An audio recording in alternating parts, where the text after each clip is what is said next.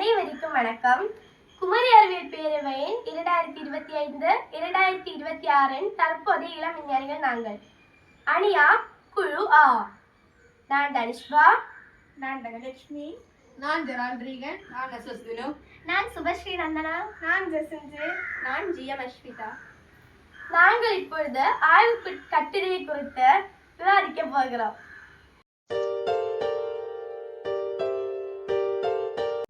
என்னுடைய தலைப்பு Innovating Urban Spread, Degradation of Green Spaces and Increased Pollution Within Cities. முதல்ல நகரமயமாதல் நம்முடைய நிலப்பரப்பையும் வாழ்க்கை முறையை மாற்றி நம்முடைய நாட்டுடைய பொருளாதார வளர்ச்சியை அதிகரிக்கிறது. இப்போ மரங்களை சுருக்கமாவதன் விளைவை பார்க்க போறோம். இப்போ பார்க்கு, கார்டன் ஆகிய இடங்கள் சுருக்கமாகும் போது அர்பன் ஹீட் ஐலாண்ட் எஃபெக்ட் அதிகமாகுது. அர்பன் ஹீட் ஐலாண்ட் எஃபெக்ட்னா நேரம் இருக்கிறத விட ஃபேக்டரிஸ், இண்டஸ்ட்ரீஸ் அதெல்லாம் அதிக ஹீட்டுக்கு எக்ஸ்போஸ் ஆக ஒரு ஆளாகுது. பிறகு இப்போ மரங்கள் எல்லாம் வெட்டப்படும் போது காற்று சுத்திகரிக்கிறது குறையுது. பிறகு கார்பன் ஸ்டோரேஜ் எல்லாம் குறையுது. பிறகு இப்போ நல்ல ஒரு மழை பெய்யும் போது வெள்ளப்பெருக்கு அதிகரிக்கிறது. பிறகு இந்த சாயிலால கொஞ்சம் வாட்டர் தான் எடுக்க முடியும். அப்போ அதோடைய லெவல் அதை எடுத்துட்டு மேலே அப்படியே வெள்ளம் நிற்கும். இதுவே மரங்கள் இருந்தா அதுங்களுக்கு தேவையான தண்ணீரை அதுங்களை உறிஞ்செடுத்துக்கும். அடுத்து காற்று மாசுபாடு. இப்போ ஒரு அர்பன் எக்ஸ்பேன்ஷன் அதிகமாகுது. அப்போ ஒரு ஆளு அவங்களுக்கு ஒரு இடத்துல இன்னொரு இடத்துல டிரான்ஸ்போர்ட் ஆக அவங்க ஒரு வெஹிக்கிள்ஸ் எடுப்பாங்க. இப்போ வெஹிக்கிள்ஸ்ல இருந்து எதெல்லாம் கேஸஸ் அதிகமாக வருது? Nitrous oxide, carbon monoxide, sulphur di oxide இதெல்லாம் வெளியே வருது. அப்போ இதெல்லாம் நம்முடைய அட்மாஸ்பியர்ல குளோபல் வார்மிங் அதிகரிக்கிறது. பிறகு இந்த நைட்ரோஸ் ஆக்சைடு, கார்பன் மோனாக்சைடு இதெல்லாம் அதிகமாகும் போது ரெஸ்பிரேட்டரி ப்ராப்ளம்ஸ், ஆஸ்மா இதே மாதிரி எல்லாம் அதிகரிக்குது. பிறகு பொல்யூட்டன்ஸ், இந்த வெஹிக்கிள்ஸ்ல வந்து வர பொல்யூட்டன்ஸ், பிறகு வாட்டர்ல போற சீவேஜ் பொல்யூட்டன், அடுத்து சாயில போடுற ஃபெர்டிலைசர் பொல்யூட்டன், இந்த எல்லா பொல்யூட்டனும் நம்முடைய சரௌண்டிங் எக்கோசிஸ்டத்தை பாதிக்குது. அடுத்து வாட்டர் பொல்யூஷன்.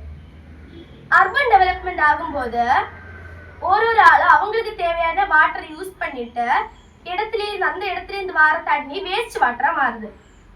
பிறகு இண்டஸ்ட்ரிக்கு தேவையான வாட்டர் அவங்க யூஸ் பண்ணிட்டு அந்த வேஸ்ட்டை வெளியே போடுவாங்க. அப்போ அந்த வேஸ்ட் வாட்டரும் ஃபுல்லா பார்ட்டிகுலர் எமிஷன்ஸ் அதுல கண்டெய்னா இருக்கும்.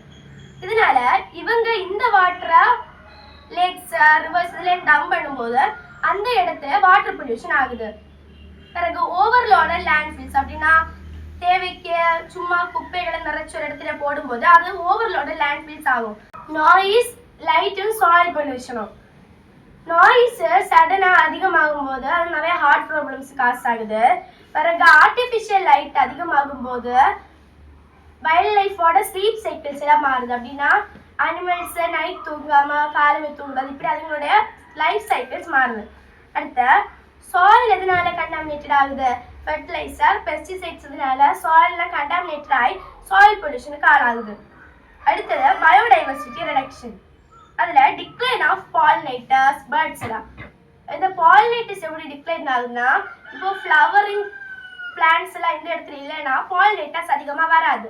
பிறகு இந்த இடம் பொல்யூஷனாக இருந்தால் அது வராது. பிறகு பெஸ்ட் அட்டாக் ஏதாவது இருந்தால் பாலினேட்டர்ஸ் வராது. இதெல்லாம் பாலினேட்டர்ஸ், பிறகு மேமல்ஸ் இதோட டிக்ளைனா மாறுது. அடுத்து measures for sustainable urban growth. Urban growth நல்லாக என்ன பண்ணணும்? நம்ம கிரீன் ஸ்பேசஸை எக்ஸ்டென்ஷன் பண்ணணும். பிறகு நம்ம எக்ஸ்டெண்ட் பண்ண கிரீன் ஸ்பேசஸை நம்ம ப்ரிசர்வ் பண்ணணும். பிறகு நம்ம பொல்யூஷன் எல்லாம் நம்ம பப்ளிக் டிரான்ஸ்போர்ட் யூஸ் பண்ணலாம். பிறகு எலக்ட்ரிக் வெஹிக்கிள்ஸ் யூஸ் பண்ணலாம். பிறகு நம்ம வேஸ்ட், வாட்டர் மேனேஜ்மெண்ட் சிஸ்டம்ஸ் இது இத்தனையும் ஃபாலோ பண்ணால் வேஸ்ட்டு, வாட்டர் பொல்யூஷன் இது இத்தனையும் நம்ம நீக்கலாம். அடுத்து நம்ம கிரீன் காரிடர்ஸை ப்ரொடெக்ட் பண்ணணும். கிரீன் காரிடர்ஸ்னா அனிமல்ஸ் சேஃபாக மூவ் ஆக இடம். அந்த இடம் ஃபுல்லாக ட்ரீஸ்னால நிறைஞ்சிருக்கும். இதுதான் கிரீன் காரிடர்ஸ். நம்ம கிரீன் காரிடர்ஸை கரெக்டாக ப்ரொடெக்ட் பண்ணணும். அர்பன் ஹீட் ஐலாண்ட் எஃபெக்டோட 3 ப்ராப்ளம்ஸ் என்ன? அர்பன் ஹீட் ஐலாண்ட்னால நம்மளுக்கு தலை சுற்றுற மாதிரி ஃபீலிங் வரும். ஏன்னா நம்ம அந்த டைம் எல்லாம் அதிக ஹீட்டுக்கு நம்ம எக்ஸ்போஸ் ஆகிருப்போம். அதனால தலை சுற்றுற மாதிரி ஃபீலிங் வரும். அடுத்து ஹீட் ஸ்ட்ரோக் வரும். பிறகு நம்ம உடம்பு நல்லா விசர்க்கிறதுனால நம்ம ஹார்ட்டில் நிறைய ப்ரெஷர் கூடி ப்ரெஷர் சம்பந்தமான டிசீஸ் இதெல்லாம் காசு ஆகும். நம்மளால எப்படி வேஸ்ட் மேனேஜ் பண்ண முடியும்? வேஸ்ட் மேனேஜ் பண்ண நம்ம 3 R's யூஸ் பண்ணலாம். அப்படின்னா ரெடியூஸ், ரீயூஸ், ரீசைக்கிள் யூஸ் பண்ணி வேஸ்ட்டை மேனேஜ்மெண்ட் பண்ணலாம். எல்லா வேஸ்ட்டும் நம்மளால இந்த 3 R's யூஸ் பண்ணி மேனேஜ் பண்ண முடியுமா? இல்ல, எல்லா வேஸ்ட்டும் நம்மளால 3 R's யூஸ் பண்ணி மேனேஜ்மெண்ட் பண்ண முடியாது. அதற்கு பதிலாக நம்ம இன்சினரேஷன் பண்ணலாம். இன்சினரேஷன் என்ன டெக்னிக்கானா ஹார்ம்ஃபுல் சப்ஸ்டன்சஸை நாம எரிக்கிறது. ஆனா இந்த ஹார்ம்ஃபுல் சப்ஸ்டன்சஸை நாம எரிக்கும் போது அதுல இருந்து வர toxic gases, carbon dioxide இதெல்லாம் குளோபல் வார்மிங் அதிகரிக்கும். அதனால இதுக்கு பதிலாக நம்ம சானிட்டரி லேண்ட்ஃபில் இந்த மெத்தடை யூஸ் பண்ணலாம். இந்த மெத்தட் என்னன்னா பிளாஸ்டிக்ஸ் எல்லாம் சாயிலுக்குள்ள போடப்பட்டிருக்கும். சாயிலுக்குள்ள ஒரு பெரிய குழி தோண்டி இருக்கும். அந்த குழியோட லாஸ்ட் அந்த தின் லேயர்ல அவங்க கிளே அப்படி நல்லா ஹார்டு மெட்டீரியல்ஸை வச்சு ஏதாவது பண்ணியிருப்பாங்க, ஷீல்டு மாதிரி பண்ணியிருப்பாங்க. அதுக்கு மேலே அவங்க பிளாஸ்டிக் எல்லாம் கொண்டு போடுவாங்க. பின்ன அந்த பிளாஸ்டிக் மேலே சாயில் போடுவாங்க. இதுதான் சானிட்டரி லேண்ட்ஃபில் மெத்தட். ஆனால் இது வழி பிளாஸ்டிக்கு டிகம்போஸ் ஆகாது. ஆனால் அது ஒரு டிஸ்டர்பன்ஸ் இல்லாமல் அந்த சாயிலுக்குள்ளே கிடைக்கலாம். இதனால சாயில் கண்டாமினேட் ஆகாதா? சாயில் கண்டாமினேட் ஆகாமல் இருக்கதா அவங்க கீழே அந்த கிளே மெட்டீரியல், ஸ்டீல் அதே மாதிரி அவங்க வச்சிருப்பாங்க. இதனால சாயிலுக்கு ஒரு பாதிப்பும் ஏற்படாது.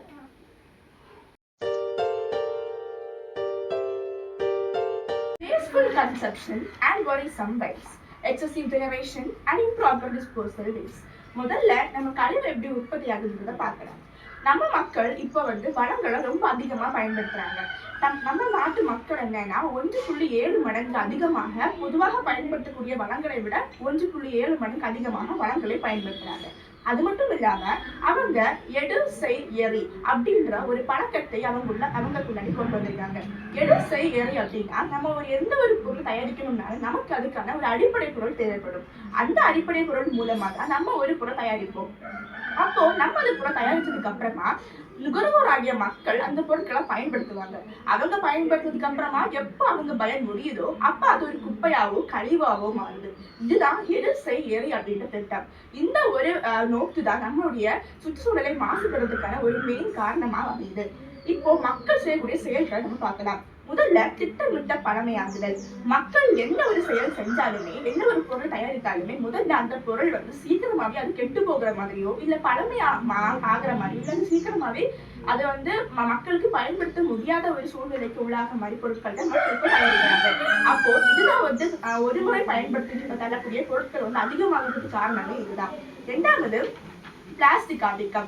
நம்ம புதை படிமங்களின் மூலம் உருவாக்கக்கூடிய ஒவ்வொரு பிளாஸ்டிக்குமே நிலத்திலேயோ நீர்லையோ தள்ளப்படும் போது அந்த பிளாஸ்டிக்கோடைய மைக்ரோ பிளாஸ்டிக்ஸ் அது பிரிஞ்சு அது நிலத்தடி நீரை பாதிக்கும். அது மட்டும் இல்லாம அந்த நிலத்தடி நீரை குடிக்கக்கூடிய ஒவ்வொரு உயிரினங்கள், மனுஷனா இருக்கட்டும் இல்லை எந்த ஒரு ஜீவராசியா இருக்கட்டும், அது அந்த ஜீவராசியை இது கண்டிப்பா பாதிக்கும். மூணாவது மின்னணு கழிவுகள். இந்த மின்னணு கழிவுகள் நம்ம எந்த ஒரு மின்பொருட்களா பயன்படுத்துறதா இருக்கட்டும், டிவியா இருக்கட்டும், லேப்டாப்பா இருக்கட்டும், இல்ல ஃப்ரிட்ஜா கூட இருக்கட்டும், நமது பொருட்களை பயன்படுத்துற வரைக்கும் நமக்கு சேஃபா தோணல. பட் அது பயன்படுத்துறதுக்கு அப்புறமா நம்ம அது ஒரு குப்பையா நிலத்திலேயோ நீர்லயோ போடும்போது அந்த பொருட்கள் நம்மளுடைய அந்த பொருட்கள்ல இருந்து வரக்கூடிய நிக்கல், லெட், மெர்க்குரி போன்ற ரொம்பவே ஹார்ம்ஃபுல்லான ஆபத்தான பொருட்கள் நம்மளுடைய ஏரையும் சரி நம்ம தண்ணியும் சரி கண்டிப்பா மாசுபட வைக்குது. அடுத்தது என்னன்னா உணவு கழிவு. நம்ம சாப்பிடக்கூடிய உணவுகள் அத்தனையுமே அந்த உணவு கழிவு என்னதான் மற்றும் குப்பையாக இருந்தாலும் அந்த உணவு கழிவுகள் அத்தனையுமே எப்போ நிலத்தில ஸ்பெஷலைட்டா நம்ம போடுறோமோ அப்போ இந்த உணவு கழிவுகள் அத்தனையும் ரொம்பவே கெட்ட ஒரு கேஸான மீத்தேன் வாயு வெளியிடும். அப்ப இந்த மீத்தேன் வாயு ஒரு கிரீன் ஹவுஸ் கேஸா இருக்கிறதுனால இது நம்முடைய ஏரை மாசுபட வைக்கிறது.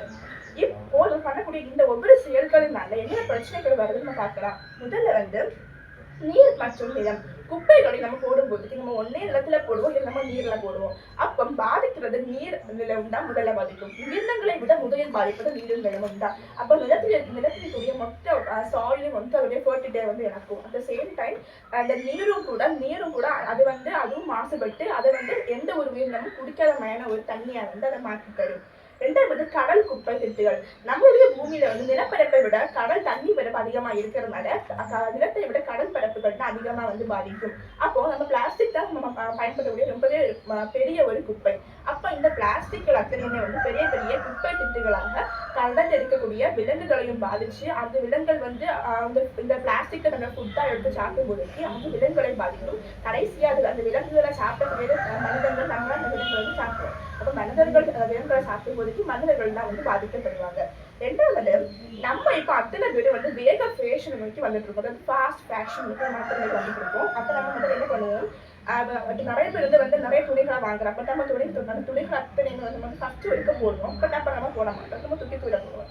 அப்ப துணிகள் அத்தனை வந்து ஒரு பெரிய குப்பை வந்து உண்டாகும். அது மட்டும் இல்லாம இந்த துணிகள் அந்த ஆஃபர் டைம்ஸ் எல்லாமே துணிகள் அத்தனையும் வந்து ரொம்பவே சீப்பர் ரேட்ல வந்து விற்கப்படும். அப்ப என்ன ஆகும், இந்த துணிகள் அத்தனையுமே வந்து நம்ம வந்து சீப்பர் ரேட்ல வாங்குறோம். அதாவது துணிகள் அத்தனையும் வந்து குவாலிட்டியும் குறைவா தான் இருக்கும். அப்போ ஏன் அந்த துணிகள் குவாலிட்டி குறைவா இருக்கிறவங்க யாருக்காவது யோசிச்சு பார்த்திருக்கீங்களா? ஏன் அது ரொம்ப சீப்பான விலை விற்கிறாங்கன்னு? low quality. ஆமா, அந்த துணிகள் அத்தனையுமே வந்து பிளாஸ்டிக் ஃபேப்ரிக்ஸ் மேல உருவாக்கப்படுது. அந்த துணிகள் வந்து பாலிஸ்டரை போன்ற பிளாஸ்டிக் உருவாக்கப்பட்ட ஃபேப்ரிக்ஸ் மூலமா இதாகனால அந்த துணிகள் வந்து ஒரு மக்காத குப்பையாகவும் இருக்கு. அந்த சேம் டைம் அதனாலதான் வந்து வெள்ளை குறைவாகவும் இருக்குது. அண்ட் இந்த துணிகள் இந்த மாதிரி நம்ம பயன்படுத்துறதுனால நம்ம நாட்டுக்குரிய பல இடங்கள், ஃபார் எக்ஸாம்பிள் இப்ப நம்ம காந்தமேண்டோ சந்தை, அதாவது கானா மாநிலத்தில் இருக்கக்கூடிய காந்தமேண்டோ அப்படின்ற சந்தையில வந்து பல ஒரு வாரத்திற்கு கிட்டத்தட்ட 25 மில்லியன் துணிகள் வந்து வருது. அதுல 40% துணிகளுமே வந்து ஒரு மக்களுக்கு இப்போ அதாவது அத்தனை துணிகள் வந்து ஒருத்தங்க பயன்படுத்தும் துணிகள் தான். பட் அந்த துணிகள் வந்து வேற யாருக்கும் போட முடியாதவங்க இருக்குது. அதாவது அத்தனை வந்து பிளாஸ்டிக் மூலமா துணிகள் அது வந்து என்னது மற்றவங்களுக்கு போட முடியாது. அப்ப அந்த மாதிரி இருக்கிறதா நம்ம துணிகளே ஒரு பெரிய குப்பை கிடங்கு அது வந்து மாறுது. அதே மாதிரிதான் அடக்காம பாலைவனம், அதாவது நம்ம முன்பேக்கூடிய அடக்காம பாலைவனம் இந்த பாலைவனத்திலையும் கூட இந்த மாதிரி அதிகப்படியான துணிகள் குப்பை விட்டுகளாக மாறிக்கொண்டு வருகிறது. ரெண்டாவது, இதை நம்ம கண்டிப்பா குறைக்கணும் அப்படின்னு நம்ம கண்டிப்பா ஸ்லோ ஃபேஷன் நோக்கி மூவ் பண்ணி ஆகணும். ஸ்லோ ஃபேஷன் அப்படின்னா என்னது, நம்ம எந்த துணியை வாங்கணும், நம்ம அட்லீஸ்ட் துணியை ஒரு 30 தடவையாவது போடுவோமா இல்லையா அப்படின்ற யோசிச்சதுக்கு அப்புறமா நம்ம துணியெல்லாம் வாங்கணும். நம்ம ஒரு தடவை 2 தடவை வாங்கி போட பிடிக்காது அது இருந்தால் நம்ம துணி வந்து போடவே கூடாது, வாங்கவே கூடாது. நம்ம அதுக்கு பதிலாக நம்ம அந்த துணிகளை வந்து அட்லீஸ்ட் 30 தடவை நம்ம போடணும். ரெண்டாவது, நம்ம பாலிஸ்டர் துணிகளை வாங்காம காட்டன், நார், பருத்தி, ஜூட் போன்ற துணிகள், ஜூட் போன்ற மெட்டீரியல் உண்டான துணிகளை நம்ம வந்து வாங்குறோம் அப்படின்னா அது வந்து நம்ம குப்பையை போட்டா கூட ஈஸியா வந்து மக்கும். ஆகையால் நம்ம இயற்கை பொருட்கள், அதாவது பொருட்களால் ஆன துணிகளை நம்ம வாங்க வேண்டும். ரெண்டாவது, நம்மள முடிஞ்ச அளவுக்கு நம்ம துணிகளை வந்து மறுசுழற்சி செய்ய முயற்சி செய்ய வேண்டும். இப்போ நிறைய துணிகள் வந்து நமக்கு சின்ன துணிகளா மாறுது. அந்த இடத்துல நம்ம துணிகள் அத்தனையும் வந்து நமக்கு தெரிஞ்சவங்களுக்கு துணிகளை கொடுக்கலாம். கொடுத்தா என்ன ஆகும், துணிகள் வந்து குப்பையா மாறாம இன்னும் துணிகள் பயன் கண்டிப்பா அளிக்கும். அப்போ நம்மளால வந்து எவ்வளவு முடியுமோ அவ்வளவு தூரம் நம்ம ஒரு துணியை வந்து மறுசுழற்சி செய்ய கண்டிப்பா வந்து முயற்சி செய்ய வேண்டும். நம்மளால் குப்பை அளவை நம்மளால குறைக்க முடியாது, பட் மேக்ஸிமம் குறைக்க ட்ரை பண்ணணும். பட் குப்பை குறைக்க முடியாத காரணத்தை நம்ம வந்து குப்பைகள் அத்தனையுமே வந்து நம்ம மறுசுழற்சி செய்யவோ இல்ல அதை வந்து 4 பேருக்கு பயன்படுற மாதிரி கொடுக்கவோ செய்யணும். இதன் மூலமாக நம்முடைய பூமி நம்மளால சிரிக்க வைக்க முடியும். அதை சேர்ந்து நம்முடைய இயற்கை நம்மளை வந்து மாசுபடாம வைத்திருக்க முடியும். நீ சொன்ன சீப் குவாலிட்டியில இருக்க ட்ரெஸ் தான் சீப்பா விற்பாங்க. நம்ம இப்போ ஹை குவாலிட்டி ட்ரெஸ் எல்லாம் வாங்கணும்னு சொன்னேன். அப்போ போர் பீப்புள் என்ன பண்ணுவாங்க, ஏன்னா ஹை குவாலிட்டி ட்ரெஸ் எல்லாம் காஸ்ட்லியா தான் இருக்கும். ஸோ அதுக்கு வேண்டிதான் நம்ம கவர்மெண்ட் வந்து ஏதாவது ஒரு ஸ்கீம் கொண்டு வரலாம். அதாவது இந்த ஹை குவாலிட்டி ட்ரெஸ்ஸஸ் அத்தனையுமே வந்து லோவர் ப்ரைஸ்ல விற்கிற மாதிரி ஒரு ஏற்பாடு வந்துச்சுன்னா மக்கள் எந்த இப்போ ரிச் பீப்புளா இருக்கட்டும் போர்ஸா இருக்கட்டும் எந்த பீப்புளுக்குமே ட்ரெஸ் வந்து வாங்குற மாதிரி இருக்கும். இந்தியாவில் பிளாஸ்டிக்கை பேன் பண்றது குட்டா பேடா? நம்ம இந்தியால பிளாஸ்டிக்கை பேன் பண்றது குட் தான். பட் நம்ம பேன் பண்றதுக்கு முன்னாடி அதே தவிர வேற ஏதாவது ஒரு பொருட்கள் அதுக்கு மாற்றா ஏதாவது பொருட்கள் இருக்குதா? ஏன்னா நம்ம இப்போ வந்து மோஸ்டாக நம்ம எல்லா பொருட்களையும் வந்து பிளாஸ்டிக்ல தான் உருவாக்குறோம். அப்போ பிளாஸ்டிக் தவிர ஸ்டீல்லையோ இல்ல வேற எந்த ஒரு மெட்டீரியல் மூலம் நம்மளால வேற பொருட்களை உருவாக்க முடியுமா அப்படின்றத ஃபர்ஸ்ட் மாதிரி யோசிக்கணும். அதுக்கு சான்சஸ் இருந்தா மட்டும் நம்ம வந்து பிளாஸ்டிக்கை பேன் பண்ணலாம். வேஸ்ட் மேனேஜ் பண்ணுறது சோஷியல் மீடியா என்ன ரோல் ப்ளே பண்ணுது?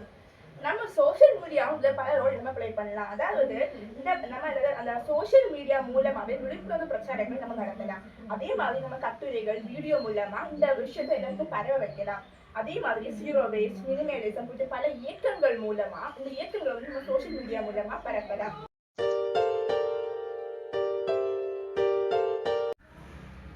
Overconsumptions, ominous overuse. The impact of consumer culture on the planet. முதல்ல ஓவர் கன்சம்ஷன்னா என்ன? ஓவர் கன்சம்ஷன்னா நம்ம வந்து உலகத்துல இருக்கிற ரிசோர்சஸ அது வந்து திருப்பி அதை ஜெனரேட் பண்றதுக்கு முன்னாடி அது ஃபுல்லா யூஸ் பண்றதுதான் ஓவர் கன்சம்ஷன். இப்போ ஒவ்வொரு வருஷத்துக்கும் 100 பில்லியன் டன்ஸ் ஆஃப் வேஸ்ட் நம்ம வந்து இன்க்ரீசிங் இந்த வேர்ல்டுக்கு இந்த ப்ரொடியூஸ் பண்ணிட்டே இருக்கும். இது வந்து 1.7 இயர்ஸுக்கு அது வந்து ரீப்ரொடியூஸ் பண்ணக்கூடியத நம்ம வந்து அதை அதுக்கு உள்ளடியே வெறும் 1 மந்த்ல அதை நம்ம வந்து ஃபுல்லாவே தீக்குறதுதான் இந்த ஓவர் கன்சம்ஷன். அது அவ்வளோ பெரிய இம்பேக்டை நம்ம எர்த்தே கொண்டு வருது. அடுத்து இதோடைய impacts, environmental impacts of over consumption. முதல்ல ரிசோர்ஸ் டெப்ளிஷன்.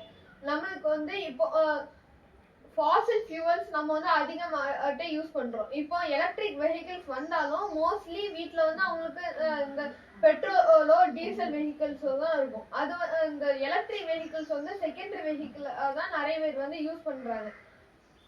அதனால நம்ம வந்து இப்போ ஷார்ட் டிஸ்டன்சஸ்க்கு வந்து அந்த வெஹிக்கிள்ஸை நம்ம யூஸ் பண்ணும்போது அது நம்ம வந்து நிறைய ஃபாசில் ஃபியூவல்ஸ், பெட்ரோல், டீசல் எல்லாமே நம்ம நிறைய யூஸ் பண்றோம். இது வந்து இன்க்ரீசிங்லாட்டு ஒவ்வொரு இயர்லயும் அது வந்து இந்த இன்க்ரீஸ் ஆகிட்டே இருக்கு.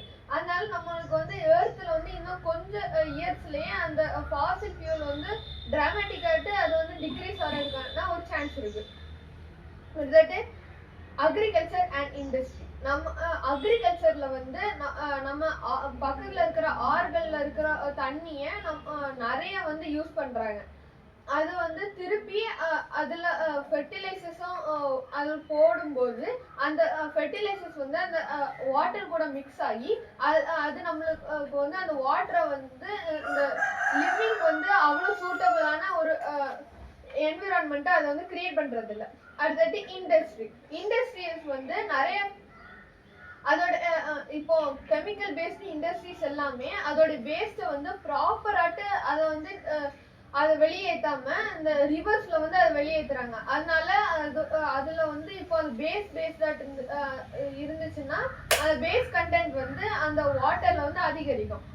அது வந்து ஆசிட் பேஸ்டாட் இருந்துச்சுன்னா அந்த ஆசிட் கண்டென்ட் வந்து வாட்டர்ல இன்க்ரீஸ் ஆகும். அடுத்தது கிளைமேட் சேஞ்ச். நம்ம இப்போ ஆல்ரெடி நான் எக்ஸ்பிளைன் பண்ண மாதிரி நம்ம இப்போ நிறைய இடத்துக்கு இந்த பெட்ரோல் இல்லைன்னா டீசல் வெஹிக்கிள்ஸை நம்ம யூஸ் பண்ணும்போது அது நம்மளுடைய குளோபல் வார்மிங்கை இன்க்ரீஸ் பண்ணுது. அடுத்தது அந்த குளோபல் வார்மிங் இன்க்ரீஸ் ஆகிறதுனால ஆட்டோமேட்டிக்காவே அந்த ஐஸ்பர்க்ஸ் வந்து மெல்ட் ஆகுது. அதனால கிளைமேட் சேஞ்சும் நிறைய ஆகுது. அடுத்தது பொல்யூஷன் கிரைசிஸ். நம்மளுக்கு வந்து இப்போ நிறைய பொல்யூஷன் வந்து இது கிரியேட் ஆகுது. மோஸ்ட்லி இது வந்து சிட்டி ஏரியாஸ்ல தான் இருக்கு. ஏன்னா அங்கதான் அர்பனைசேஷன் வந்து நிறைய இருக்குது. அந்த இடத்துல சின்ன சின்ன ஏரியாஸ்க்கும் அவங்க வந்து வில்லேஜ் ஏரியாஸ் மாதிரி இந்த வாக்கிங்கோ சைக்கிளோ யூஸ் பண்ணாம அவங்க வந்து ஃபுல்லாவே ஃபாசில் ஃபியூல் பேஸ்ட் வெஹிக்கிள்ஸ் மட்டும் தான் யூஸ் பண்றாங்க. இது வந்து அங்க நல்லாவே ஒரு சேஞ்ச் வந்து அது கொண்டு வருது. இதுக்கு எக்ஸாம்பிள் ஆட்டு டெல்லியில தான் இப்போ நம்ம இந்தியாலேயே மோஸ்ட் பொல்யூட்டட் சிட்டியாட்டு அது இருக்குது. Next biodiversity loss. இந்த மாதிரி நம்ம பண்ணும்போது நம்மளுக்கு வந்து பயோடைவர்சிட்டியும் நல்லாவே லாஸ் ஆகுது. ஏன்னா நம்ம இப்போ வந்து இந்த ஃபாசில் ஃபியூவல்ஸ் எடுத்துக்கிட்டோம்னா அதை வந்து நம்ம தோண்டி எடுக்கிறதுக்காண்டி மவுண்டெயின்ஸ் எல்லாம் கோல் எடுத்துக்கிட்டோம்னா இந்த கோல் மைன்ஸ் எல்லாமே நம்ம வந்து அதை மைன் பண்ணும்போது அந்த இடத்துல வந்து நிறைய டஸ்ட் வந்து ப்ரொடியூஸ் ஆகுது. இது வந்து இந்த ஹார்ம்ஃபுல்லான டஸ்ட். ஏன்னா உள்ளடி வந்து அதுல கார்பன் டை ஆக்சைடு வந்து உள்ளடி பிரசன்ட் ஆகி இருக்கும். அதனால அங்க ஒர்க் பண்றவங்களுக்கும் அது வந்து ஒரு பெரிய இழப்பா தான் இருக்குது. இந்த நம்ம இந்தியாலேயே இந்த மாதிரி மைன்ஸ்ல வந்து இறந்தவங்க எக்கச்சக்கமாட்டு இருக்கிறாங்க. அது மட்டும் இல்லாம அந்த டஸ்ட் வந்து அந்த லீவ்ஸ்ல வந்து படும்போது அது வந்து அதோடைய சன்லைட் வந்து டோட்டலாவே பிளாக் பண்ணுது. அதனால அங்க அந்த ட்ரீஸ் பேஸ் பண்ணி இருக்கிற அனிமல்ஸ் எல்லாருக்குமே அதோடைய அந்த லிவிங் ஏரியா வந்து அழியுது. Next solution for over consumption. இதை நம்ம எப்படியெல்லாம் குறைக்கலாம்? Individual level. இப்போ தண்ணி அளவாட்டு நம்ம இதை எப்படி குறைக்கலாம்னா இப்போ நம்மளுக்கே தெரியும் இந்த ஒரு நல்ல குவாலிட்டியில ஒரு விஷயத்த நம்ம வாங்கினோம்னா அதை நிறைய தடவை நம்ம யூஸ் பண்ணலாம். அது நம்மளுக்கு வந்து வேஸ்டையும் அது வந்து அவ்வளோத்துக்காட்டு ப்ரொடியூஸ் ஆகாது. நம்ம இப்போ எக்ஸாம்பிளுக்கு எடுத்தோம்னா இப்போ நிறைய ப்ராடக்ட்ஸ் வந்து இருக்கும்போது அதுல சீப்பாவும் அது வந்து நிறைய வேஸ்ட் ப்ரொடியூஸ் இருந்துச்சுன்னா அதை நம்ம வந்து தவிர்க்கணும். அடுத்தது கொஞ்சம் எக்ஸ்பென்சிவாக இருந்தாலும் நம்ம வந்து இந்த சும்மா வாங்குறத விட அந்த மாதிரி நம்ம ரீயூஸ் கண்டி வாங்கும்போது அது வந்து நம்மளுக்கு நல்லாவே ஹெல்ப்ஃபுல்லாக இருக்கும். அடுத்தது கவர்மெண்ட் லெவல். இப்போ கவர்மெண்ட் வந்து இந்த ஸ்ட்ராங்கான பாலிசிஸை கொண்டு வரலாம். எப்படின்னா அவங்க வந்து இந்த இவ்வளோ ரேட்டுக்குள்ள ரீசைக்கிள் பண்ண முடிய மெட்டீரியல்ஸ் மட்டும் தான் நீங்க யூஸ் பண்ணணும், அந்த மாதிரி பாலிசிஸ் அவங்களால கொண்டு வர முடியும். அடுத்தது கார்பரேட் லெவல்.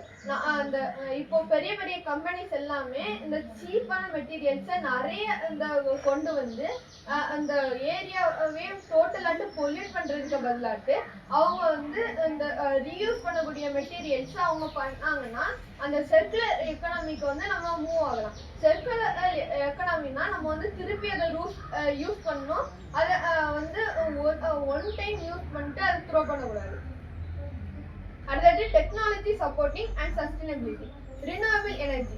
இப்போ நம்ம ஃபாசில் ஃபியூவல்ஸ் வந்து இந்த வெஹிக்கிள்ஸ்க்கெல்லாம் யூஸ் பண்ணும்போது ஆல்ரெடி அதோட இம்பேக்ட்ஸ் நம்ம பார்த்துருக்கோம். அதனால நம்ம வந்து இப்போ ரினியூவபிள் எனர்ஜி வந்து நம்ம யூஸ் பண்ணணும். அதாவது இந்த சோலார் எனர்ஜியும் விண்ட் எனர்ஜியும். அது மட்டும் இல்லாம இப்போ புதுசாட்டு இந்த பிரான்ஸ்ல வந்து இந்த வாட்டரோடைய இந்த கரண்ட் வச்சு அவங்க வந்து இந்த tons of million power capacity உள்ள இந்த எலக்ட்ரிக் சார்ஜஸ் வந்து அவங்க ப்ரொடியூஸ் பண்றாங்க. அடுத்ததாட்டி இதை நம்ம வந்து சேவ் பண்றதுக்காண்டி ஒரு டெக்னாலஜியை நம்ம வந்து வளர்த்துக்கணும். அதாவது இப்போ இது ப்ரொடியூஸ் ஆகும்போது அது வந்து கொஞ்சம் நம்ம சேவ் பண்ணோம்னா அது நம்மளுக்கு வந்து ஹெல்ப்ஃபுல்லாட்டு அவ்வளோ பெரிய ஹெல்ப்பாட்டு இருக்காது. அதனால நம்ம வந்து ஒரு நியூ டெக்னாலஜி ஆட்டு இப்போ அது வந்து ஒரு பெரிய பேட்டரி ஆட்டு பண்ணி அதை நம்ம வந்து நிறைய ஸ்டோரேஜ் பண்ணும்போது நம்மளுக்கு வந்து இப்போ இந்த நேச்சுரல் டிசாஸ்டர்ஸ் வர நேரத்துலயும் நம்மளுக்கு வந்து அது நல்லாவே ஹெல்ப்ஃபுல்லாக இருக்கும். அடுத்தது ஸ்மார்ட் கிரிட்ஸ். ஸ்மார்ட் கிரிட்ஸ்னா இந்த ஸ்மார்ட்டான டெக்னாலஜி வச்சு இந்த எலக்ட்ரிசிட்டியை ஒழுங்காட்டி யூஸ் பண்ணி அதை நம்ம வந்து எப்படி இந்த யூசேஜை மினிமைஸ் பண்றது தான் ஸ்மார்ட் கிரிட்ஸ். அடுத்தது எனர்ஜி ஸ்டோரேஜ். நான் ஆல்ரெடி எக்ஸ்பிளைன் பண்ண மாதிரி ஒரு பெரிய எனர்ஜி ஸ்டோரேஜ் யூனிட்டாட்ட நம்ம வந்து அதை கிரியேட் பண்ணோம். சீவீட்ஸ் எந்த சொல்யூஷன்ல டிசால்வ் ஆகும்? அது சோடியம் ஹைட்ராக்சைடு சொல்யூஷன்ல அதை டிசால்வ் பண்ணுவாங்க. ரீயூசபிள் ப்ராடக்ட்ஸ் என்னெல்லாம் ஹேண்டிகிராஃப்டா யூஸ் பண்ணலாம்? இப்போ நம்ம வீட்டில் இந்த பழைய பாட்டில்ஸ் இருந்துச்சுன்னா அதை இப்போ நம்ம பாதியாட்டு கட் பண்ணி அது ஒரு பென் ஹோல்டராகவோ இல்லைன்னா அதை நம்ம வந்து வேற ஏதாவது ஒரு யூஸ் ஆகவோ அதை கண்டெய்னராகவோ நம்ம அதை யூஸ் பண்ணிடலாம். அடுத்ததாட்டு நம்ம இப்போ கோகனட் ஷெல் எடுத்து அதுலேயே நம்ம வந்து அதை பாலிஷ் பண்ணி அதில் நம்ம இந்த பெயிண்ட் பண்ணி அது வந்து ஒரு டெக்கரேஷனாகவும் நம்ம யூஸ் பண்ணலாம். ஆனால் பிளாஸ்டிக் கவர்ஸ் அந்த மாதிரி இது எல்லாமே மோஸ்ட்லி நம்மளால அந்த ஹேண்டிகிராஃப்ட்ஸ் அந்த மாதிரி எதுவுமே செய்ய முடியாது. அதுக்கு நம்ம என்ன பண்ணோம்னா ஒழுங்காட்டு இந்த எல்லாத்தையுமே பயோடிகிரேடபிள் நான் பயோடிகிரேடபிள் எல்லாத்தையுமே சேர்த்து வைக்காம நம்ம பிரித்து இங்கே வரவங்கக்கிட்ட நம்ம கொடுத்தோம்னா அதை அவங்க வந்து ப்ராப்பராட்டு ரீசைக்கிள் பண்ணுவாங்க. என்னோட டாபிக் வந்து extensions ecosystem, loss of biodiversity and endangered species. பயோடைவர்சிட்டினா பல்லுயிர் மண்டலம். அந்த பல்லுயிர் மண்டலம்ல என்னெல்லாம் இருக்குன்னா வெரைட்டி ஆஃப் ஸ்பீசிஸ், அதாவது பிளான்ட், அனிமல், ஹியூமன் ஆகிய ஸ்பீசிஸ்லாம் சேர்ந்து நம்மளோட எர்த்தில் உள்ள லைஃப்பை டுகெதரா சப்போர்ட் பண்ணுறது தான் நம்மளோட பயோடைவர்சிட்டி. இந்த பயோடைவர்சிட்டி வந்து நம்மளோட உலகத்தில் இருக்க எல்லாரையுமே ஹாப்பியாக வச்சுக்கோம். ஆனால் இந்த பயோடைவர்சிட்டியில் வந்து டோட்டலாக 3 லெவல்ஸ் இருக்குது. ஜெனட்டிக் பயோடைவர்சிட்டி, ஸ்பீசிஸ் டைவர்சிட்டி, அப்புறம் எக்காலஜிக்கல் டைவர்சிட்டி. இதெல்லாம் இம்பார்ட்டன்ட். ஏன்னா இது வந்து நம்மளோட எக்காலஜிக்கல் பேலன்ஸ், அடுத்து நம்மளோட எக்கோசிஸ்டம் சர்வீஸ் ஆன ஃபுட் ப்ரொடக்ஷன், கிளைமேட் ரெகுலேஷன், அடுத்து லிவ்லிஹுட், அப்புறம் நம்மளோட மெடிசன் ப்ரொடக்ஷன், இதுக்கெல்லாம் வந்து இது சப்போர்ட் பண்ணுது. ஆனால் நம்ம எப்படி பார்த்தாலும் நம்மளோட பயோடைவர்சிட்டி வந்து நம்மளோட ஹியூமன் ஆக்டிவிட்டீஸ்னால வந்து கண்டினியூஸாக லாஸ் ஆகிக்கிட்டே வருது. என்ன மாதிரிப்பட்ட ஹியூமன் ஆக்டிவிட்டீஸ்னா டீஃபாரஸ்ட்ரேஷன், அடுத்து வந்து பொல்யூஷன், கிளைமேட் சேஞ்ச், அதுக்கடுத்து ஹேபிட்டட் டிஸ்ட்ரக்ஷன். இதனால தான் நம்மளோட பயோடைவர்சிட்டி வந்து இப்போ லாஸ் ஆகிக்கிட்டே வருது. இந்த பயோடைவர்சிட்டி லாஸ் ஆனால நம்மளோட ஃப்ளோரா, ஃபவுனா, அப்புறம் நம்மளோட ஃபுட் வெப், அப்புறம் நியூட்ரியன் சைக்கிள் அண்ட் எக்கலாஜிக்கல் பேலன்ஸ் இது எல்லாமே டிஸ்டர்ப் ஆகுது. அண்ட் இதனால வந்து நிறைய ஸ்பீசிஸ் வந்து எக்ஸ்டெண்ட் ஆகுது, அதாவது மொத்தமாக அழிஞ்சு போகுது. அதே நேரத்தில் கொஞ்சம் ஸ்பீசிஸ் கொஞ்சம் உயிரினங்கள் வந்து என்ன மாதிரினா என்டேஞ்சர் கொஞ்சம் அழிய கட்டத்துக்கிட்ட வருது. எக்ஸாம்பிளுக்கு என்டேஞ்சர் ஸ்பீசிஸ், அதாவது கிட்டத்தட்ட அழிய போகிறது எக்ஸாம்பிள் வந்து நம்மளோட பெங்கால் டைகர். ஏன்னா இது வந்து நம்ம வந்து ஹேபிட் டிஸ்ட்ரக்ஷனால வந்து ரீஃபாரஸ்டேஷன் அதுக்கு வந்து ஹேபிட் இல்லை, அதனால வந்து பெங்கால் டைகர் இப்போ என்டேஞ்சரில் இருக்குது. அதே நேரத்தில் ஹாக்கிபைட் சீ டர்ட்டில் இது வந்து கோரல் ரீஃப் இருக்குல்ல, அதெல்லாம் ப்ரொடெக்ட் பண்ணதுக்கு டர்ட்டில் உண்டு. ஆனால் நம்மளோட ஓவர் ஃபிஷ்ஷிங் அடுத்து நெட்ஸ் எல்லாம் உள்ளே போடுவோம்ல, அதனால வந்து இந்த டர்ட்டில் வந்து இப்போ என்டேஞ்சர்டாக மாறிக்கிட்டு இருக்கு. இதனால நம்மளோட கோரல் ரீஃபோட சப்போர்ட் இருக்கு, கோரல் ரீஃப் வந்து அழியும் இது இல்லாமல் இருக்கும். அண்ட் நம்மளோட ஆர்மல் லெப்பர்ட் இதுவும் டைகர் மாதிரி ஹேபிட்டட் இல்லாதனால வந்து என்டேஞ்சர்டாக இருக்குது. எக்ஸ்டின் அதாவது அழிஞ்சு போன ஸ்பீசிஸோட எக்ஸாம்பிள்ஸ் பார்த்தீங்கன்னா டூடு அது வந்து ஒரு டக் வகையை சேர்ந்த ஒரு ஸ்பீசிஸ். இது வந்து ஹேபிட்டட் இல்லாதனால அதே நேரத்தில் ஹண்டிங்னால வந்து எக்ஸ்டிண்ட் ஆச்சு. அண்ட் நம்மளோட பக்கத்தில் இருக்கிற வெஸ்டர்ன் காட்ஸ் வந்து ஒரு குளோபல் பயோடைவர்சிட்டி ஹாட்ஸ்பாட். இது வந்து இந்த வெஸ்டர்ன் காட்ஸ் வந்து நம்ம வந்து ஏதாவது டிஃபாரஸ்டேஷன் டிஸ்ட்ரக்ஷன் இருந்துச்சுன்னா அங்கே இருக்க யூனிக் ஸ்பீசிஸ்லாம் என்னது நம்ம நிறைய ஸ்பீசிஸ் பார்த்துருக்க மாட்டோம், ஏன்னா ஒரு மரத்துலேயே நிறைய ஸ்பீசிஸ் இருக்கும். அண்ட் இந்த வெஸ்டர்ன் காட்ஸ்னால் நிறைய ஸ்பீசிஸ் யூனிக்கான நிறைய ஸ்பீசிஸ் இருக்குது. அண்ட் அதனால நம்மளோட வெஸ்டர்ன் காட்ஸ் வந்து ஒரு குளோபல் ஹாட்ஸ்பாட்டு. அண்ட் தேர்ஃபோர் நம்ம வந்து இந்த பயோடைவர்சிட்டியை ப்ரொடெக்ட் பண்ணுறது வந்து நம்மளோட ஃபியூச்சர் ஜெனரேஷனுக்கும் நம்மளோட தற்போதைய நீட்ஸுக்கும் வந்து ரொம்ப முக்கியமானது. எக்கோசிஸ்டம் பேலன்ஸ் பண்ணியதுல டாப் ப்ரெடேட்டர்ஸோட இம்பார்ட்டன்ஸ். இப்போ டாப் ப்ரெடேட்டர் வந்து ஒரு ஃபுட் வெப்பில் டாப் ப்ரெடேட்டர் இல்லைன்னு வச்சுக்கோங்க, ஹெர்பிவோர் அது வந்து ஹண்ட் பண்ணுற ஹெர்பிவோர் வந்து நிறைய வரும். அதனால என்னன்னா நம்மளோட லேண்ட் டிகிரேட் ஆகும், ஏன்னா ஹெர்பிவோர் மோஸ்ட்டாக கிராஸ் தான் சாப்பிடும், பிளான்ட்ஸ் சாப்பிடும். அதனால லேண்ட் டிகிரேடேஷன் ஆகி அன்கவுண்டபிள் நம்மளால வந்து பேலன்ஸ் பண்ண முடியாத அளவுக்கு நிறைய ஹெர்பிவோர் க்ரோத் ஆகி டோட்டலாக லேண்ட்லாம் டிகிரேட் ஆகி நம்மளோட பயோடைவர்சிட்டி அதுலேயுமே லாஸ் ஆக தான் செய்யும். நீ பேசும்போது வெஸ்டர்ன் கேட்ஸ்ன்ற வேர்டா யூஸ் பண்ண. வெஸ்டர்ன் கேட்ஸோட டோட்டல் ஏரியா எவ்வளவு? வெஸ்டர்ன் காட்ஸோட டோட்டல் ஏரியா வந்து 1,60,000 square kilometre. Oceans ordeal and ominous air, marine pollution, ocean acidification and overfishing.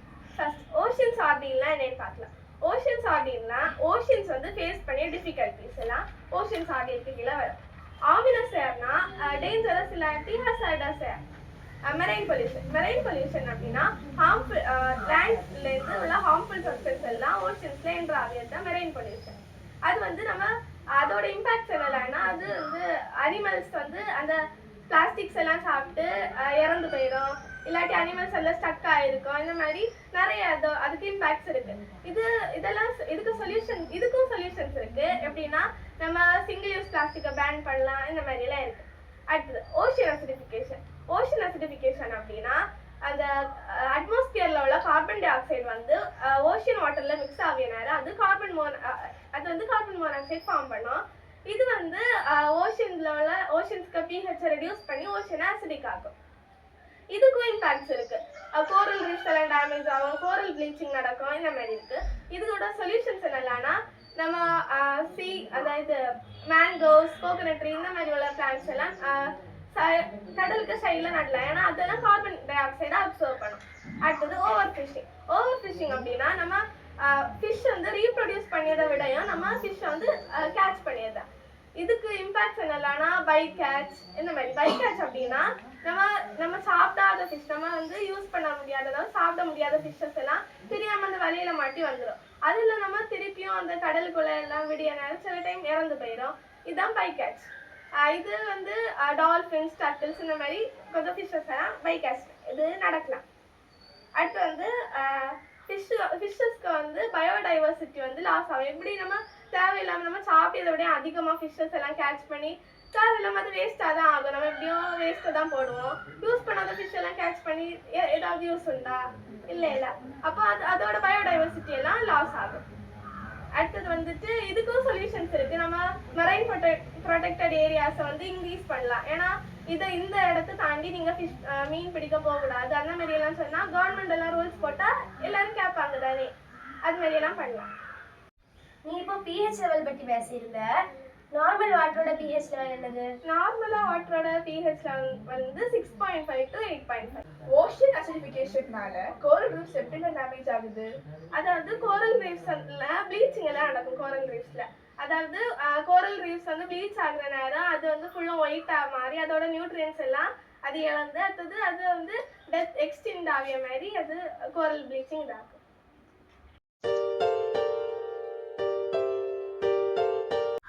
Soil sorrowful silent sight. Degradation of soil health and its consequences for agriculture. Soil வந்து ஒரு முக்கியமான role play பண்ணுது.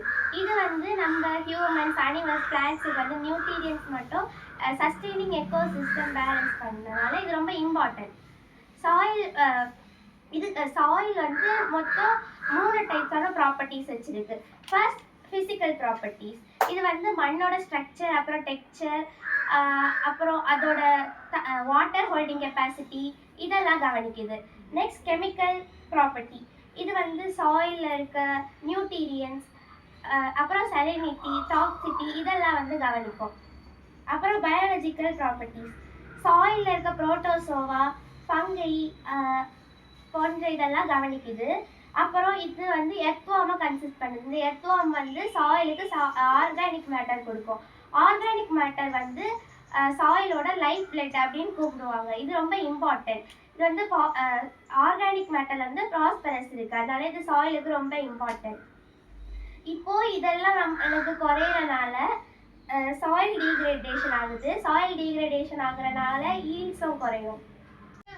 3 different properties சொன்னீங்க, அதோட difference என்னது? First physical property. இது வந்து சாயிலோட texture அப்புறம் ஸ்ட்ரக்சரை கவனிக்கும். கெமிக்கல் ப்ராப்பர்ட்டி வந்து சாயிலில் இருக்க நியூட்ரியன் கண்டென்ட்டை வந்து கவனிக்கும். லாஸ்ட்டாக பயாலஜிக்கல் ப்ராப்பர்ட்டி. இது வந்து சாயிலில் இருக்க லிவிங் ஆர்கானிசம்ஸோட ஃபங்க்ஷன்ஸை கவனிக்கும்.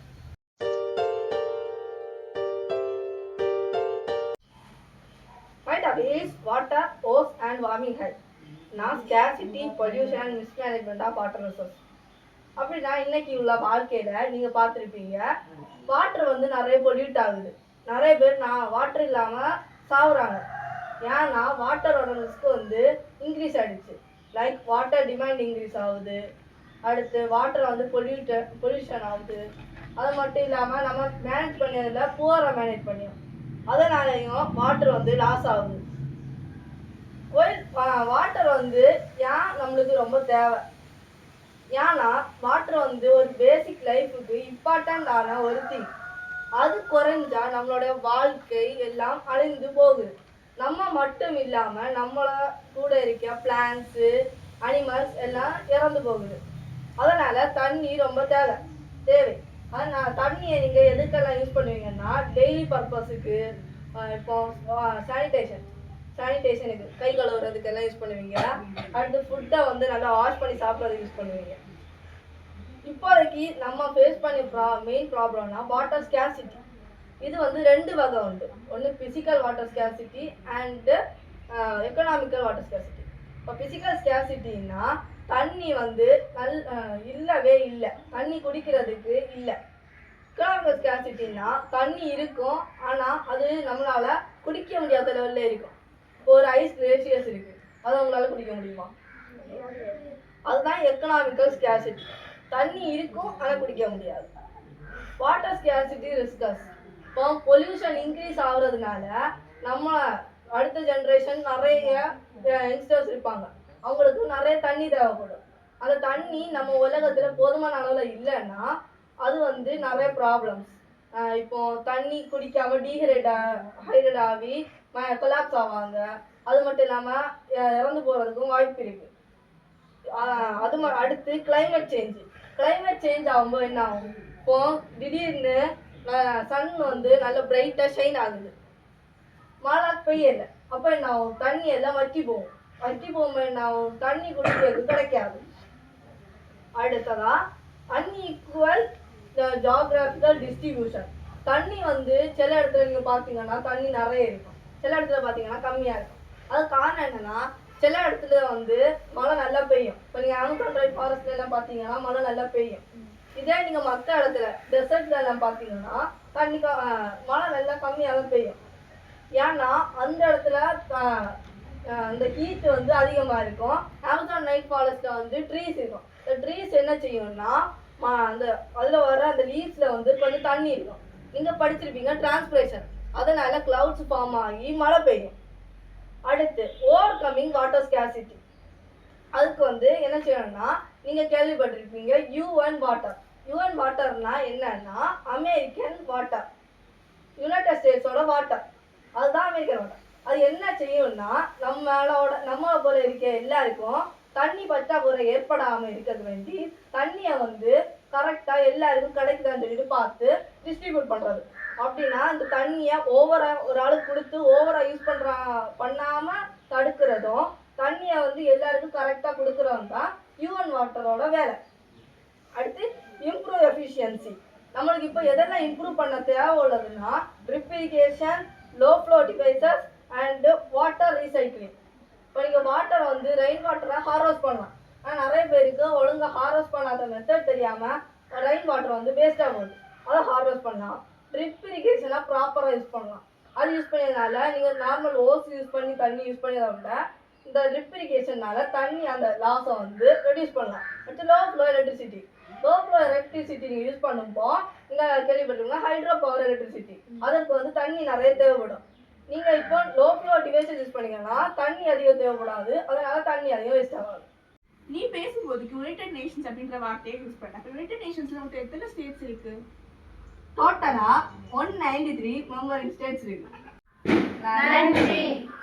எங்களுக்கு இந்த அருமையான வாய்ப்பை வழங்கிய குமரி அறிவியல் பேரவைக்கு எங்கள் மனமார்ந்த நன்றி.